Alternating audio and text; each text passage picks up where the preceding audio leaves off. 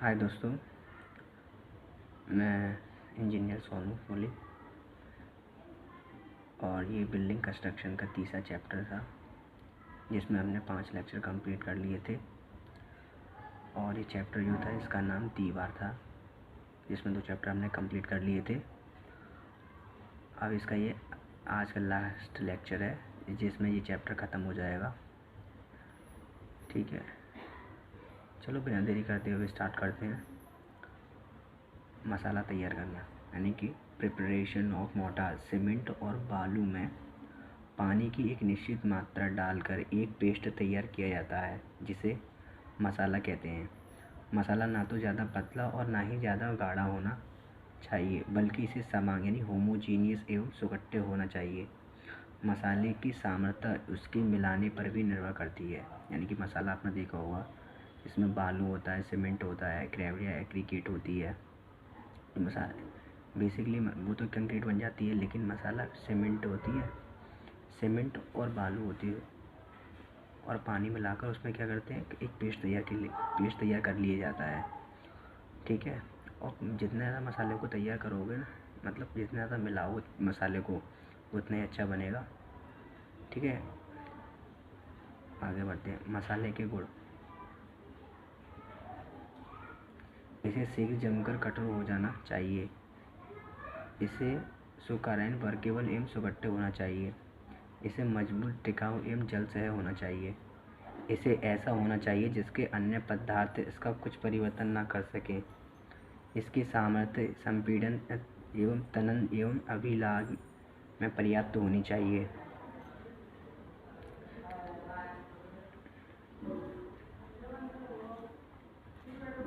चिनाई मसाले के प्रकार हैं। Types of masonry मोर्टार्स। मिट्टी गारा मसाला, मड मोर्टार्स।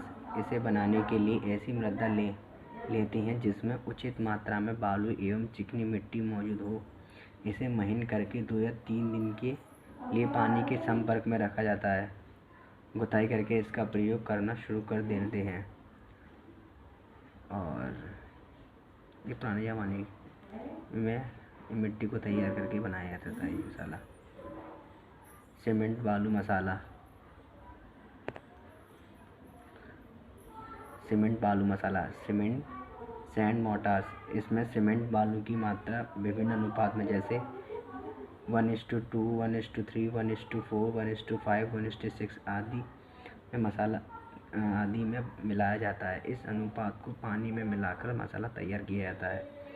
इसके प्रारंभिक जमाव काल से ही इसे लगा दिया जाता है। यानी कि इसमें एक तसलाई होगा, वो सीमेंट होगी, और 2 तसला होंगे, इसमें बालू होगी। ठीक है, ऐसे ही सीमेंट लाइम सैंड मोर्टार्स। इस मसाले को गज मसाला भी कहते हैं। इनकी 1:1:6 या 1:1:9 के अनुपात में मिलाया जाता है। सर्वप्रथम बालू सीमेंट को मिलाते हैं, उसके बाद चूना मिलाया जाता है। इस प्रकार मसाला तैयार हो जाता है। यानी कि इसमें 1 तसला जो होता है वो सीमेंट का होता है, और उसके बाद जो चूने का होता है, फिर उसके बाद ही बालू का होता है। आगे बढ़ते हैं।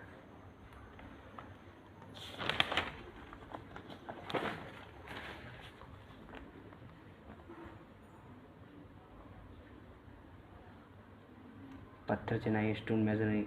जब चिनाई में पत्थरों का प्रयोग किया जाता है तो उसे पत्थर चिनाई कहते हैं। पत्थर चट्टानों से प्राप्त होती है। उनका आकार अनिश्चित होता है, जिसके कारण उन पत्थरों की गड़ाई कर एक समान आकार देकर तब पत्थर की चिनाई की जाती है।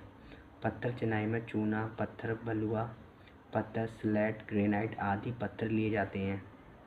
पहाड़ी क्षेत्रों में पत्थर की उपलब्धता सरल है, इसलिए वहाँ चिनाई पत्थर की होती है। ठीक है, आपको पता पड़ गया इसे। ये पत्थर चिनाई किससे, कौन से वाले पत्थर होते हैं जिससे पत्थर की चिनाई की जाती है। चूना पत्थर हो गया, बलुआ पत्थर हो गया, स्लेट, इस प्रकार के पत्थर होते हैं जो पत्थर चिनाई में प्रयोग किए जाते हैं। पत्थर चिनाई के सिद्धांत एवं सावधानियाँ। Principle of construction of masonry. खंड चयन। भारी पत्थरों को नीचे तथा हल्के पत्थरों को नीचे रखते हैं।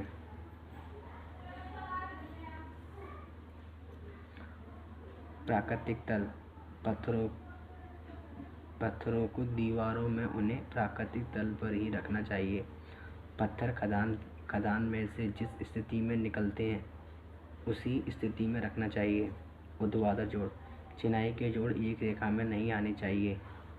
पत्थरों को भिगोना, दीवारों में पत्थरों को लगाने से पहले उन्हें अच्छी तरह भिगो लेना चाहिए ताकि उसमें मौजूद रंध्र भर जाए। ठीक है, जैसे हम जब ब्रिक वर्क की चिनाई करते हैं तो उसमें ही पहले ब्रिक को भिगोया जाता है जिससे कि पानी को सोख ले, जितना पानी सोखना होता है। ऐसे सेम इसमें होता है। तराई, चिनाई की दीवार पर पानी 1 सप्ताह तक डालना चाहिए, इससे मसाला आसानी से सामर्थ्य प्राप्त कर लेता है। तनन भार, पत्थर की चिनाई पर तनन भारों को नहीं आने देना चाहिए क्योंकि पत्थर की तनन सामर्थ्य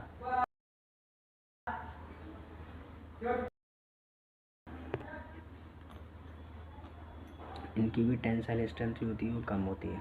पत्थरों की कढ़ाई एंड ड्रेसिंग ऑफ स्टोन्स, पत्थरों के निकले भागों या अनावश्यक भागों को काट कर हटा देना एवं उन्हें उचित आकार प्रदान कर देना ही पत्थरों की कढ़ाई यानी कि ड्रेसिंग कहलाता है।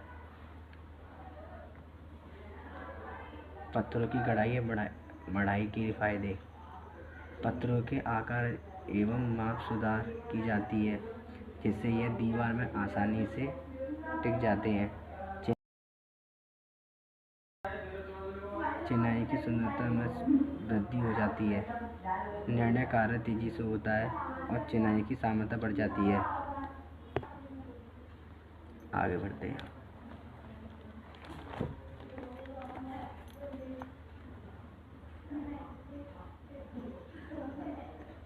पत्थरों की चिनाई का वर्गीकरण, डोंगा चिनाई, रूवल मेसनरी।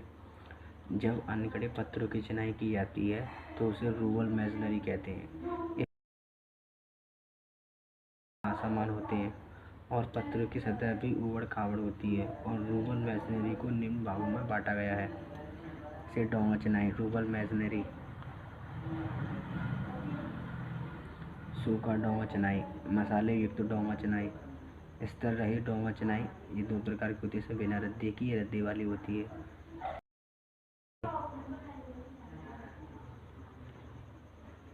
चौरस डोंगा चिनाई, ये बिना रद्दी की होती है, रद्दी वाली भी होती है।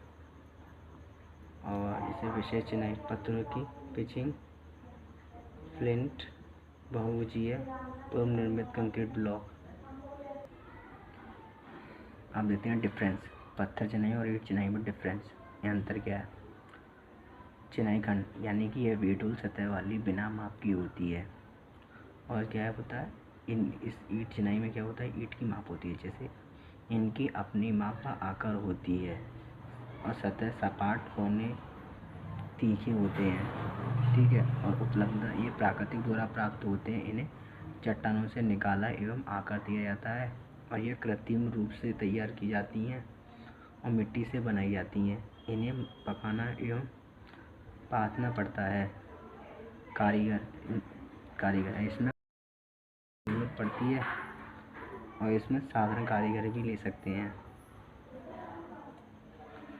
सामर्थ्य, इनकी सामर्थ्य अधिक होती है।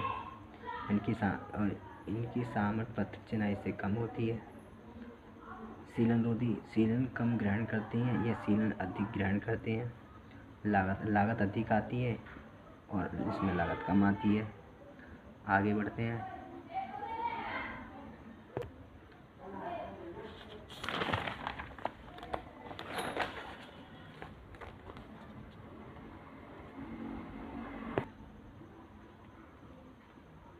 पत्थर चिनाई में जॉइंट इन स्टोन मेसनरी, पत्थरों को आपस में जोड़ने के लिए या एक दूसरे को जोड़ने के लिए यांत्रिक जोड़ लगाए जाते हैं क्योंकि ऐसी जगह पर ब्लॉकों का खिसकने का डर रहता है। यह जोड़ भी कुंजी का कार्य करते हैं। ये 2 प्रकार के होते हैं।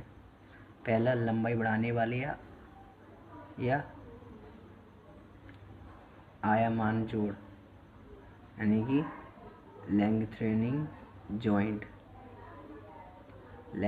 जॉइंट। दूसरा है सामर्थ्य प्रदान करने वाले जोड़ यानी कि स्ट्रेंथनिंग जॉइंट्स। पहला है इसमें लंबाई बढ़ाने आयामन जोड़ दूसरा है टकरी जोड़ यानी कि बट जॉइंट्स, चढ़ाव या पतामी जोड़, लेफ्ट और रिबेटेड जॉइंट्स। आगे बढ़ते हैं। टकरी जॉइंट यानी बट जॉइंट, यह एक सरल जोड़ होता है। इसमें दो पत्थरों की जोड़ वाली सतह को समतल का चौरस कर देते हैं। इन दोनों को सटाकर सीमेंट मसाला का चौरस लगा देते हैं। इस जोड़ बहुत प्रयोग होता है, यानी कि इस जोड़ का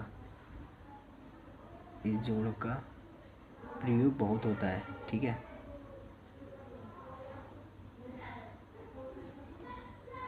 इस जोड़ का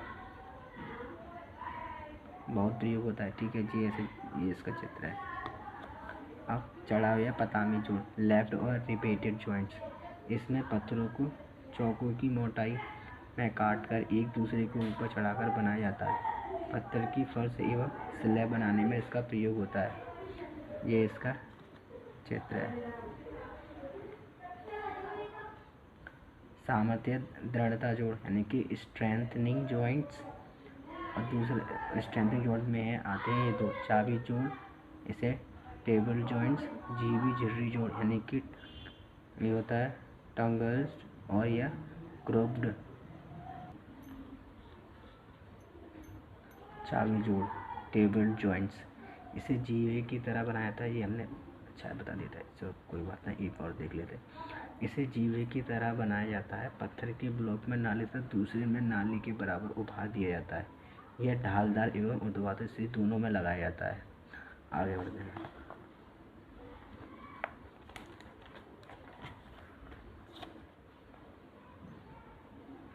ये इसका चित्र है, आप देख लेते हैं। जीवी झिर्री जोड़ यानी कि टोंग्स और ग्रोव्ड जॉइंट। इस जोड़ को बनाने के लिए एक पत्थर में मोटाई तथा दूसरे पत्थर में उभार के अनुसार झिर्री काटी जाती है, फिर दोनों को सटाकर फिट कर दिया जाता है। यह अधिक सामर्थ्यवान परंतु महंगे होते हैं। ये इसका चित्र है।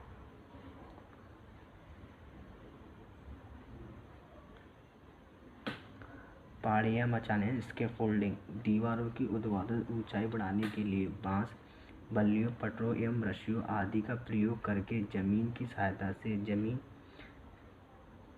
के कुछ ऊपर जो अस्थायी संरचना यानी प्लेटफॉर्म बनाई जाती है, उसे ही पहाड़ियाँ मचान कहते हैं।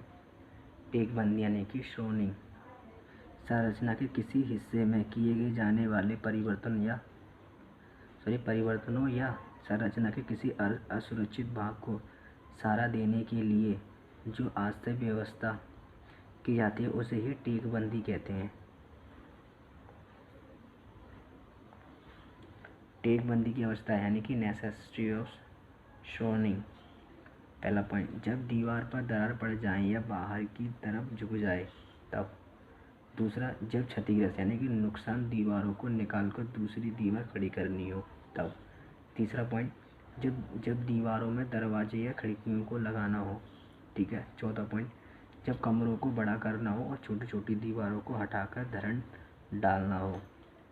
फिफ्थ पॉइंट, जब भवन में अतिरिक्त छत डालनी हो।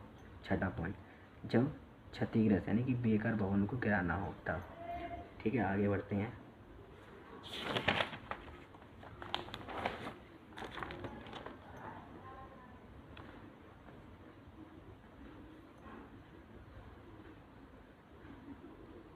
फर्माबंदी यानी कि फ्रेमवर्क या फॉर्मवर्क। ठीक है। कंक्रीट शुरुआत से ही सुगढ़े पदार्थ यानी कि प्लास्टिक मैट होता है, जिसे किसी भी आकार में बनाया जा सकता है। कंक्रीट को ढालने के समय से लेकर जब तक उसमें असम्य का भार सहने की क्षमता नहीं आ जाती, तब तक अस्थायी सहारे की ज़रूरत पड़ती है। इसी अस्थायी व्यवस्था को फर्माबंदी, तख्ताबंदी या ढूलाबंदी कहते हैं।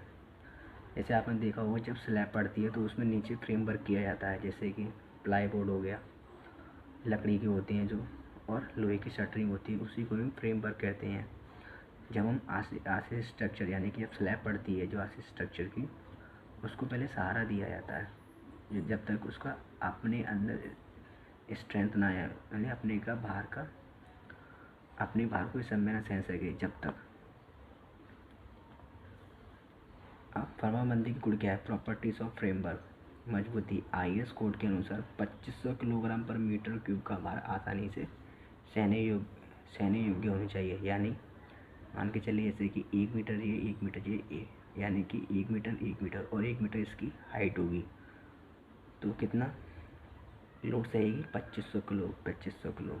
ठीक है, आगे समतल सतह, इनकी भीतरी सतह समतल एवं जोड़ रहित होनी चाहिए।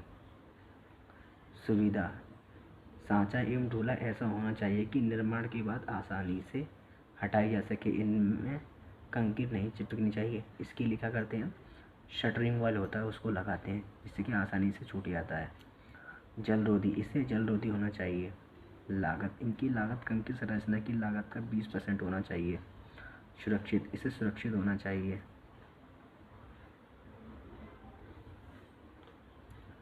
कम एवं अधिक ऊंचाई के भवन निर्माण में सुविधा। Safety in construction of low rise and high rise buildings.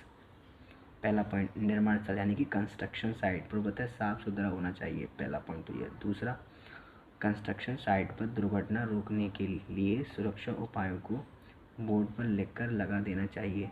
तीसरा पॉइंट, विद्युत उपकरणों के तारों को समय समय पर चेक करते रहना चाहिए। चौथा पॉइंट, उपकरणों को चलाने के लिए प्रशिक्षित व्यक्ति को रखना चाहिए जो वो अच्छी तरह से वो चीज़ उपकरण को चलाने में जानता हो, कैसे चलते हैं, कैसे बंद होते हैं। इस प्रकार के व्यक्ति का होना ज़रूरी है साइट पर। ठीक है। पाँचवा पॉइंट, दुर्घटना रोकने के लिए समय समय पर श्रमिकों को बताते रहना चाहिए। छठा पॉइंट, जो श्रमिक ऊंचाई पर काम कर रहे हों उनके बैठने की उचित व्यवस्था करनी चाहिए।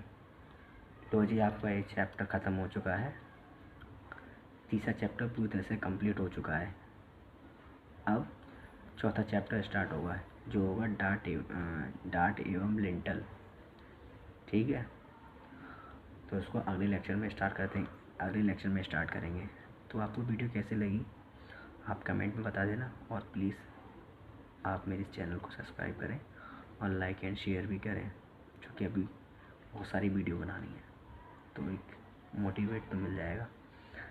ठीक है, तो अब विदा लेना चाहूँगा और ऐसे सपोर्ट करते रहना।